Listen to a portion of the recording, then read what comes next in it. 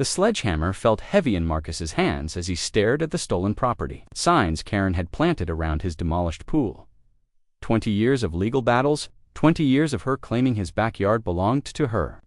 And now, with the concrete rubble still warm from the jackhammer, she'd made her boldest move yet. But Karen had no idea what Marcus had just discovered in the old city records, a discovery that would flip everything she thought she knew about property lines and reveal a secret that would destroy her perfect suburban life.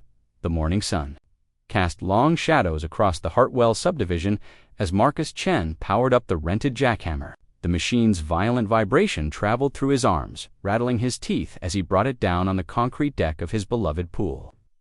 23 years he'd owned this house. 23 years of backyard barbecues, his daughter's birthday parties, quiet Sunday mornings floating on his back while the neighborhood slowly awakened. Now it was all coming down. "You sure about this, Marcus?"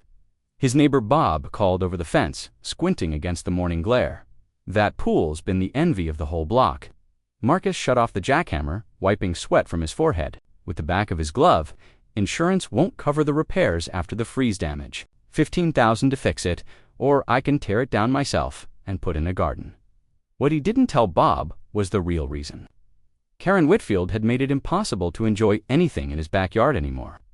Every time he tried to relax by the pool, she'd appear at her kitchen window, arms crossed, watching him with that look of righteous indignation that had become her trademark. Every pool party ended with her calling the police about noise violations. Every maintenance worker who came to service the pool equipment got an earful about property line disputes that had been going on since before Marcus even moved in. The jackhammer roared back to life, drowning out his thoughts. Chunk by chunk, the concrete gave way. Each piece that fell felt like a small victory against Karen's relentless campaign to make his life miserable. "What the hell do you think you're doing?" The voice cut through the machine's noise like a blade. Marcus looked up to see Karen Whitfield marching across her pristine lawn. She maintained the kind of suburban armor that came from having nothing better to do than monitor her neighbor's every move. Designer athleisure wear, manicured nails, and the expression of someone who'd never been told no in her life. Marcus switched off the jackhammer. "Morning, Karen. Just doing a little home improvement. That pool is partially on my property." She stopped at the chain-link fence that separated their yards, her fingers gripping the metal links. "You can't just destroy it without my permission. Karen, we've been through this. Your survey is wrong." Her voice rose too, that pitch that made dogs in the neighborhood start barking. "My property line extends 3 feet into your yard. That pool sits on land that belongs to me." Marcus set the jackhammer down and pulled out his phone, scrolling to the photos he'd taken of the official property survey. The county surveyor was very clear. "The pool is entirely on my property. You want to see the documentation again?" "I don't care what your fake documents say." Karen's face was flushing red now, the way it always did when she was gearing up for one of her legendary tirades. "My family has lived here since 1987. We know where our property lines are." "You moved here in 2003, Karen. I was here when you bought the house. Don't you dare tell me when I moved into my own home." She was shouting now loud enough that curtains were twitching in windows up and down the street. "That pool has been encroaching on my property for decades, and I've been patient long enough. If you think you can just tear it down and pretend this dispute doesn't exist, you're out of your mind." Marcus felt the familiar knot forming in his stomach. This was how every interaction with Karen went. She'd make an outrageous claim, he'd provide facts and documentation, and she'd double down with increasingly hysterical accusations. It had been going on for so long that he'd started documenting every encounter, keeping detailed records of her harassment. "The pool is gone, Karen. Problem solved." The problem is not solved. She was practically vibrating with rage now. "Just because you destroy the evidence doesn't mean you can steal my land. I'm calling my lawyer." As if on cue, her phone was already in her hand. Marcus had heard this threat dozens of times over the years. Karen's lawyer was apparently the busiest person in the state, based on how often she claimed to be consulting with him. "You do that?" Marcus said, reaching for the jackhammer. "I've got work to finish." "This isn't over, Marcus Chen. Not by a long shot." She stormed back toward her house, phone pressed to her ear, already launching into what Marcus assumed was her standard victim narrative. He'd heard variations of it before, the long-suffering homeowner being bullied by her inconsiderate neighbor who refused to respect property boundaries. The rest of the morning passed in a haze of dust and broken concrete. Marcus worked methodically, breaking down the pool's structure piece by piece. The diving board came off first, then the concrete coping around the edges. By noon, he'd reduced his backyard oasis to a pile of rubble and an empty hole in the ground. He was loading chunks of concrete into a rented dumpster when his daughter Lily pulled into the driveway. At 28, she'd inherited her mother's practical nature and Marcus's stubborn streak. She climbed out of her Honda Civic, surveying the destruction with raised eyebrows. "Wow, Dad, you really did it. Seemed like the right time." Marcus hefted another piece of concrete into the dumpster. "Your mom always said, if something brings you more stress than joy, get rid of it." Lily picked up a smaller chunk and tossed it in after his. "I'm guessing Karen's not taking this well. Claims I'm destroying evidence of her ownership." The same Karen who tried to sue the Hendersons for planting roses too close to her fence. The one who called the city because Mrs. Garcia's wind chimes were noise pollution. That's the one. Lily shook her head. "You know she's going to escalate this, right? She always does." Marcus paused, a piece of pool coping in his hands. "What do you mean, Dad? I grew up here. I watched Karen drive out 3 different families." With her property line obsession, the Johnsons, the Reeds, the Castellanos, they all sold and moved rather than deal with her constant harassment. She wears people down until they give up. Well, I'm not giving up. This is my home. I know. But Karen's got nothing but time and money. She's retired, her kids are grown, and making other people miserable seems to be her only hobby. Are you prepared for years of legal battles? Marcus looked at the empty hole where his pool used to be. "I just want to live in peace." "Then you might want to consider moving." "Absolutely not." The words came out sharper than he intended. "I'm not letting some bitter woman drive me out of my own home." Lily held up her hands in surrender. Okay, but promise me you'll be careful." Karen's got a history of making things personal. After Lily left, Marcus spent the afternoon filling the dumpster and hosing down the concrete dust. As the sun began to set, he stood in his backyard surveying the transformed space. Without the pool, the yard looked larger, more open. He could already picture the garden he'd plant in the spring. Tomatoes, peppers, maybe some fruit trees. He was just coiling up the hose when he noticed something odd. Karen's back porch light was on, casting a yellow glow across her yard. She was standing at her sliding glass door, watching him. When their eyes met, she raised her phone and took a picture. Marcus felt a chill that had nothing to do with the evening air. He waved sarcastically, and Karen disappeared back into her house. The next morning, Marcus discovered what Karen had been up to. He stepped outside to get his newspaper and froze. His front yard was dotted with small signs, the kind political candidates used during election season, but these weren't advertising any campaign. In bold red letters, each sign declared, this property was stolen from the Whitfield family. Marcus counted 8 signs total. They were planted in his flower beds, stuck in his lawn, and clustered around his mailbox. One particularly large sign had been positioned right next to his front door, where anyone visiting would have to walk past it. "You've got to be kidding me," he muttered, pulling out his phone to call the police. "Non-emergency line. Officer Rodriguez speaking. Hi, this is Marcus Chen on Maple Street. My neighbor has planted signs in my yard without permission. I'd like to file a trespassing complaint. Are the signs causing any damage to your property?" Marcus looked at the small holes in his lawn where Karen had driven the stakes. "They're damaging my grass, and they're on my property without permission.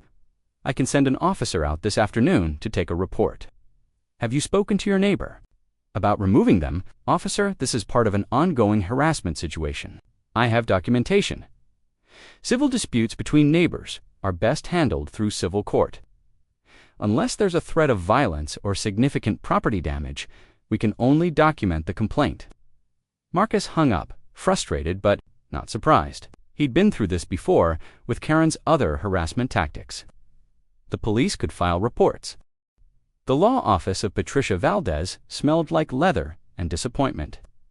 Marcus sat across from his attorney's mahogany desk, watching her flip through Karen's so-called evidence with the expression of someone who'd seen every possible variation of property dispute in her 25-year career Well, Marcus asked when she finally looked up. Patricia removed her reading glasses and set them down with deliberate care. Marcus, I'm not going to sugarcoat this. Some of these documents appear legitimate. The words hit him like a physical blow. What do you mean, appear legitimate? The 1978 deed transfer that Karen's questioning, I can see why she's raising red flags. The signatures look rushed, the notarization is questionable. And there's a gap in the chain of title that should have been caught during your original purchase. Marcus felt the room spinning slightly. But I had title insurance. The bank wouldn't have approved my mortgage without title insurance companies make mistakes, especially on older properties with complex ownership histories. Patricia leaned forward, her expression serious. Here's what I need you to understand. Even if Karen's grandfather did own this property originally, that doesn't automatically invalidate your ownership. Adverse possession laws, statute of limitations, good faith purchaser protections. There are dozens of legal doctrines that could protect you, could protect me. Nothing in real estate law is ever guaranteed. Marcus, we need to do our own title search, going back to the original land grants if necessary. That means diving into county records, city archives, maybe even state historical documents. Marcus rubbed his temples, feeling a headache building. How long will that take? Weeks, maybe months, and it won't be cheap. Through the office window, Marcus could see the courthouse across the street. Somewhere in that building were the records that would determine whether he'd been living a 20-year lie. What happens in the meantime? Karen's already got those. Signs up in my yard. Half the neighborhood thinks I'm some kind of property thief. We file for an emergency injunction to remove the signs. They're clearly harassment, regardless of any underlying property dispute. Patricia made a note on her legal pad. But Marcus, I need to ask. In all your years living next to Karen, has she ever mentioned any family connection to your property? Never. Not once. She's complained about everything else under the sun, but she's never claimed to own my land until now. That's interesting. Patricia tapped her pen against her lips. Either she genuinely just discovered these documents, or she's been sitting on this information for years, waiting for the right moment to use it. What do you mean? Think about it. You tear down your pool, something that's been a source of conflict between you two, and suddenly she produces documents claiming your entire property belongs to her family. The timing is suspicious. Marcus felt a spark of hope. You think she's making this up? I think Karen Whitfield is a lot more calculating than she appears, but we won't know for sure until we dig into those county records ourselves. The Riverside County Records Office occupied the basement of the courthouse, a fluorescent-lit maze of filing cabinets and microfiche machines that looked like it hadn't been updated since the Carter administration. Marcus followed the clerk, a rail-thin woman named Dorothy, who moved with the careful precision of someone who'd spent 40 years navigating bureaucratic labyrinths. Property records for the Hartwell subdivision, Dorothy said, pulling out a thick binder. What years are you looking for? Start with 1960, go up to 1980, Patricia said. We need to trace the ownership chain for 1247 Maple Street. Dorothy disappeared into the stacks, returning with 3 heavy binders and a box of microfiche slides. This should cover it. The viewing machines are over there. Let me know if you need help with the equipment. Marcus had never used a microfiche machine before. The process was tedious, threading each slide into the viewer, adjusting the focus, scrolling through page after page of property transfers, deed recordings, and survey maps. After 2 hours, his eyes were burning and he'd found nothing related to the Whitfield family. This is hopeless, he muttered, rubbing his temples. Patricia looked up from her own stack of documents. Not hopeless, just thorough. Real estate law is built on paper trails. Every property has a story, and that story is recorded somewhere. She was right. At 3:47 p.m., Marcus found it.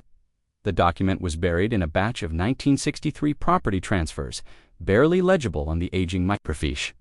But there it was, a warranty.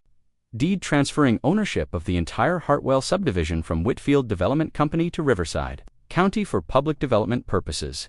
Patricia, look at this. She hurried over to peer at the screen. Whitfield Development Company. That has to be Karen's grandfather's business. But look at the date, 1963, and look who signed it. Patricia squinted at the faded signature line. Harold J. Whitfield, President Whitfield Development Company.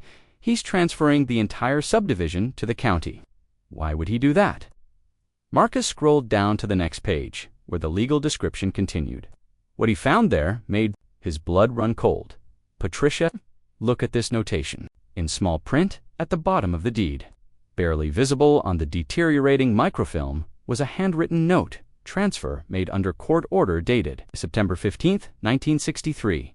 See case file #CV-1963-2847 for details. A court order, Patricia breathed. Harold Whitfield didn't voluntarily sell this land. He was forced to. They spent the next hour tracking down case file #CV-1963-2847 in the court records archive. What they found was a complete revelation. The case was titled People of the State of California versus Harold J. Whitfield and Whitfield Development Company. The file was thick with depositions, financial records, and court orders spanning nearly 2 years of litigation. Harold Whitfield hadn't been a legitimate developer. He'd been running an elaborate land fraud scheme, selling properties he didn't actually own to unsuspecting buyers. The Hartwell subdivision was just one of several developments where he'd forged deeds, bribed county officials, and left dozens of families homeless when his scheme collapsed. "My God," Patricia whispered, reading through the court judgment. He was sentenced to 8 years in state prison. The court ordered the seizure of all properties obtained through fraudulent means, including the entire Hartwell subdivision. Marcus felt a strange mix of relief and vindication. So Karen's grandfather was a criminal. More than that, look at this victim impact statement. Patricia handed him a typewritten document dated October 1963.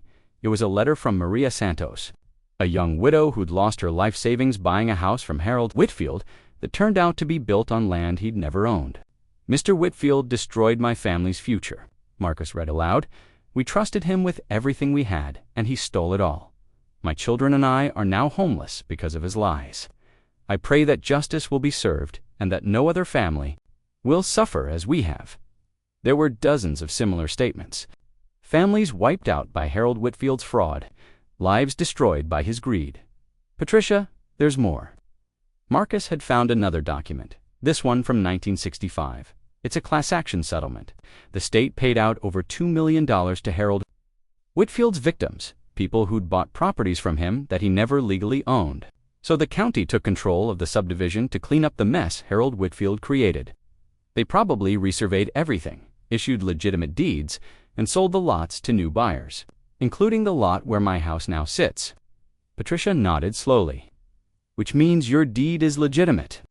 The county had every right to sell that property because they'd seized it from a convicted fraudster. Marcus leaned back in his chair, processing the implications. Karen's been living a lie her whole life. She probably grew up hearing stories about how the family lost their development business but never knew the real reason why. Or, Patricia said quietly, she knew exactly what her grandfather did, and she's been planning this revenge for decades. The thought sent a chill down Marcus's spine. "You think she knows about the fraud? I think we need to find out more about Karen Whitfield's family history, because if she's been sitting on this information, waiting for the right moment to weaponize it." Patricia didn't finish the sentence, but she didn't need to. Marcus understood. If Karen knew the truth about her grandfather, then her entire property claim was a calculated lie designed to destroy him. But if she didn't know, then she was about to discover that her beloved grandfather was a criminal who'd ruined dozens of innocent families. Either way, the revelation was going to devastate her. The next morning, Marcus stood in his kitchen, staring out at Karen's house while his coffee grew cold. He'd barely slept, his mind racing with the implications of what they'd discovered. Harold Whitfield hadn't been a legitimate businessman. He'd been a con artist whose schemes had destroyed families and left a trail of broken dreams across 3 counties. And Karen had no idea. He could see her moving around her kitchen, probably preparing her morning routine of checking property values online and researching new ways to torment her neighbors. In a few hours, Patricia would file the court documents that would expose her family's dark secret. The signs in his yard would come down, the harassment would end, and Karen would be forced to confront the truth. D were 47 pages of legal documents that would redefine the word nightmare. Whitfield Family Trust versus Marcus Chen, City of Riverside Riverside County, and does 1 to 50. The lawsuit wasn't just about his property, it was about the entire Hartwell subdivision. Marcus sank into his kitchen chair, speed reading through the legal jargon with growing horror. Karen wasn't claiming ownership of just his lot. She was claiming ownership of the entire neighborhood, houses to parks, and the elementary school at the end of Maple Street. According to the lawsuit, Harold Whitfield's conviction had been overturned on appeal in 1967, something that had never been properly recorded in the county records. The appeal court had ruled that while Harold's business practices were questionable, the prosecution had failed to prove actual fraud beyond a reasonable doubt. The original property seizures were therefore illegal, and all subsequent sales were null and void. The Whitfield Family Trust, established by Harold before his death in 1989, was the rightful owner of everything. Every house, every family, every life built in Hartwell over the past 60 years, all of it was illegitimate. Marcus's phone was ringing before he finished reading the first page. Did you get it? Patricia's voice was tight with barely controlled anger. I'm still reading it. Patricia, she's suing for the entire subdivision. How is that possible? Because she's not just Karen Whitfield anymore. She's representing the Whitfield Family Trust, and that trust apparently has very deep pockets and very expensive lawyers. Marcus flipped to the signature page. Karen's attorney wasn't some local property lawyer. It was the law firm of Morrison, Ketch, and Associates, a name Marcus recognized from billboards around the city. They specialized in class action lawsuits and had a reputation for taking on impossible cases and winning. How can she afford Morrison Ketch? That's what I've been trying to figure out, Marcus. There's something else. I did some digging into the Whitfield Family Trust. It's not just Karen. There are 17 other family members listed as beneficiaries, including some very prominent people. What do you mean prominent? I mean Harold Whitfield's great-nephew is a state senator. His granddaughter is married to a federal judge. This isn't just about one angry neighbor anymore. This is about a family with serious political and legal connections trying to reclaim what they believe is theirs. Marcus felt the walls of his kitchen closing in. But the appeal, you said Harold's conviction, was overturned. I'm still researching that. The 1967 appeal isn't in the standard databases. If it exists, it's buried deep in archived court records that haven't been digitized yet. If it exists, Patricia was quiet for a moment. Marcus, I've been practicing real estate law for 20 years. I've never seen a case like this. The legal strategy is too sophisticated, too well-researched. Either Karen Whitfield is a secret legal genius, or someone's been planning this lawsuit for a very long time. Through his kitchen window, Marcus could see workmen in Karen's yard. They were installing a fence, not the standard suburban privacy fence, but a tall, professional-grade barrier that blocked his view of her house entirely. As he watched, more workers arrived with surveying equipment. Patricia, they're surveying Karen's property right now. What does that mean? It means they're preparing to establish new property boundaries. Marcus, you need to get out of that house today. What are you talking about? Look at page 34 of the lawsuit. There's an emergency motion for immediate possession. They're asking the court to evict everyone in the subdivision, pending the outcome of the case. Marcus frantically flipped through the pages until he found it. The motion was scheduled for a hearing in 2 days. If granted, every family in Hartwell would have 30 days to vacate their homes. They can't do that. People have lived here for decades. They have mortgages, children in school. Marcus, if Harold Whitfield's appeal is legitimate, then legally, none of you ever owned these properties. You've all been trespassers for 60 years. The surveying crew had moved to the boundary between Karen's yard and his. Marcus watched them drive stakes into the ground, taking measurements, marking new lines. One of the surveyors kept glancing at his house and making notes on a clipboard. I need to talk to the neighbors, Marcus said. They need to know what's happening. Be careful. If this lawsuit is legitimate, anything you say to organize resistance could be used against you as evidence of willful trespassing. Marcus hung up and immediately called his daughter. Dad, slow down. What lawsuit? Karen's suing everyone in the neighborhood. She claims the entire subdivision belongs to her family trust. That's insane. Even for Karen, that's completely... Lily, it might not be insane. Her grandfather owned this land before it was developed. If his criminal conviction was overturned on appeal, then maybe she's right. Maybe none of us legally own our homes. There was a long silence on the other end of the line. "Dad, where are you going to go?" The question hit him like a physical blow. At 62, with his retirement savings tied up in the house, he had no idea how to start over. Most of his neighbors were in the same situation, older residents, who'd bought their homes decades ago and had nowhere else to go. "I don't know. Come stay with me. Bring whatever you need. We'll figure this out." But Marcus couldn't bring himself to leave. This was his home. He'd painted every wall, planted every tree in the front yard, replaced the roof twice, and the water heater 3 times. He'd celebrated his daughter's high school graduation in the backyard, hosted his wife's memorial service in the living room.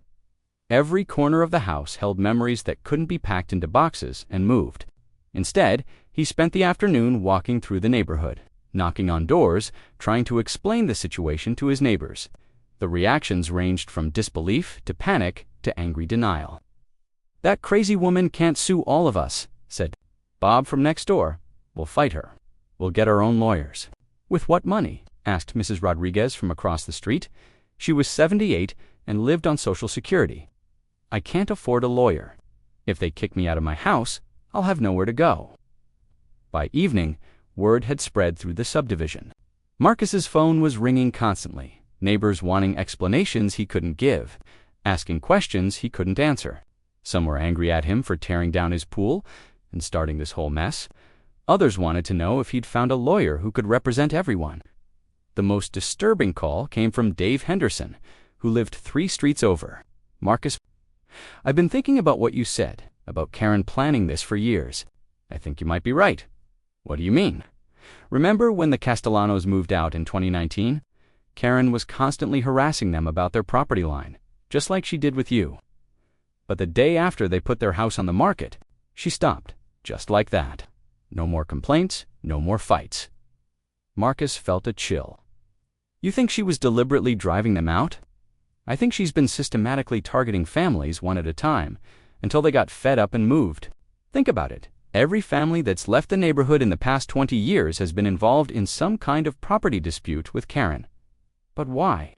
If she believed the whole subdivision belonged to her family, why target individual families? Because she was gathering evidence. Every survey, every property dispute, every legal document filed in those fights, it was all building her case. She wasn't just harassing people. She was collecting ammunition."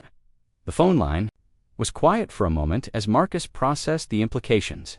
"Dave, how many families have moved out because of disputes with Karen?"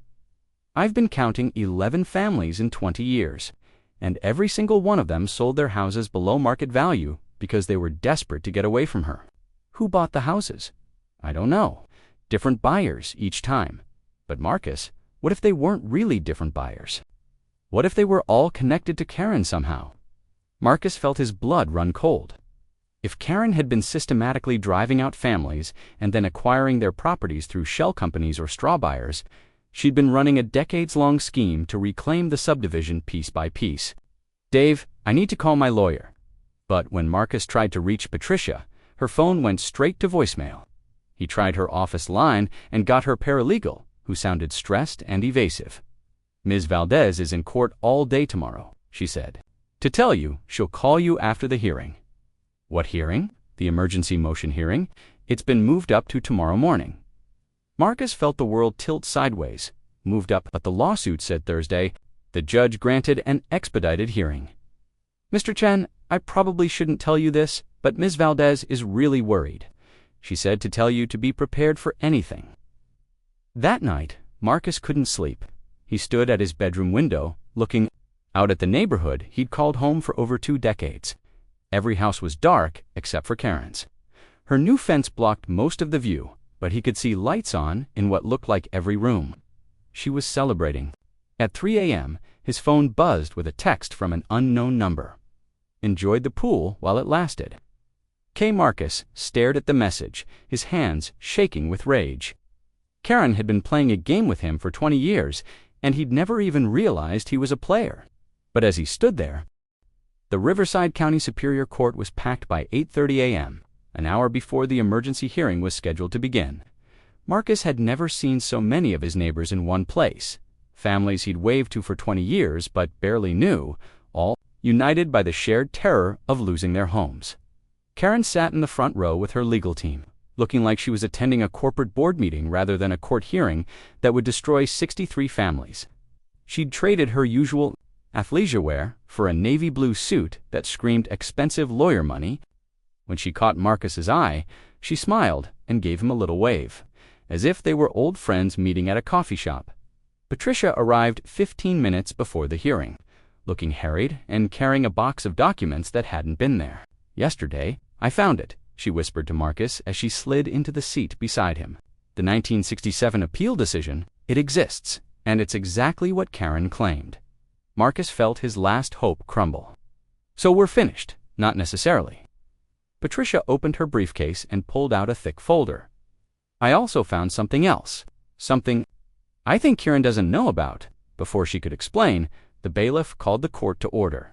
Judge Margaret Santos took the bench, a stern-looking woman in her 50s who'd built a reputation for no-nonsense legal decisions. "This is an emergency motion for immediate possession filed by the Whitfield Family Trust," Judge Santos began. "Counselor Morrison, you may proceed." James Morrison, Karen's lead attorney, rose from his table with the confidence of someone who'd never lost a case. Tall, silver-haired, and wearing a suit that probably cost more than Marcus's monthly mortgage payment. He commanded the courtroom's attention immediately. "Your Honor, this case is about the largest property theft in Riverside. County history, for 60 years, dozens of families have been living on land that was illegally seized from my clients. The evidence is overwhelming and undisputed." Morrison's presentation was masterful. Using a PowerPoint display, he walked through Harold Whitfield's original development plans, the 1963 criminal conviction, and the 1967 appeal that overturned the conviction. He showed property records, survey maps, and deed transfers that painted a clear picture. Harold Whitfield had been wrongfully prosecuted, his property had been illegally seized, and every sale since then was void. "The residents of the Hartwell subdivision are not innocent victims," Morrison continued. "They are knowing beneficiaries of stolen property. My clients have attempted to resolve this matter amicably for years, but the current occupants have refused to acknowledge the legal reality of their situation." Marcus glanced around the courtroom. His neighbors looked stunned, defeated. Even Patricia seemed to be taking notes rather than preparing a defense. Therefore, Morrison concluded, the Whitfield Family Trust respectfully requests that this court order immediate vacation of all properties pending final resolution of this matter. Justice delayed is justice denied, Your Honor. Judge Santos turned to Patricia.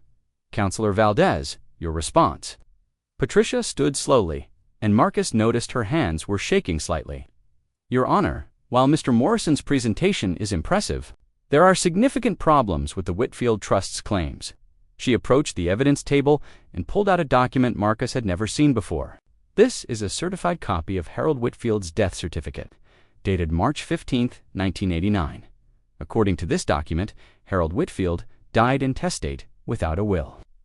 Morrison shot to his feet. "Objection, Your Honor. The existence of Mr. Whitfield's will is not in dispute." "Actually, it is," Patricia said calmly, "because according to the Riverside County probate court records, no will was ever filed for Harold Whitfield. His estate went through intestate succession, with his assets distributed among his legal heirs according to state law." She handed a stack of documents to the bailiff. "These are the official probate records from 1989. Harold Whitfield's estate consisted of approximately $12,000 in cash and personal effects. No real property, no business interests, no trust." The courtroom erupted in whispers. Karen was conferring frantically with her lawyers, her composed facade finally cracking. Furthermore, Patricia continued, "The document Mr. Morrison has presented as Harold Whitfield's will creating the family trust is dated 1987, 2 years before Harold's death. But according to these medical records from Riverside General Hospital, Harold Whitfield was in the advanced stages of Alzheimer's disease by 1985. He was declared mentally incompetent in 1986. Morrison was on his feet again. "Your Honor, we object to the introduction of privileged medical records." "The records were subpoenaed legally through the county health department," Patricia said.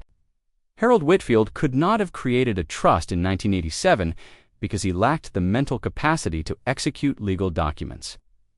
Judge Santos was studying the documents with growing interest. Counselor Valdez, are you suggesting that trust documents are fraudulent? I'm suggesting that someone created those documents and backdated them to make it appear.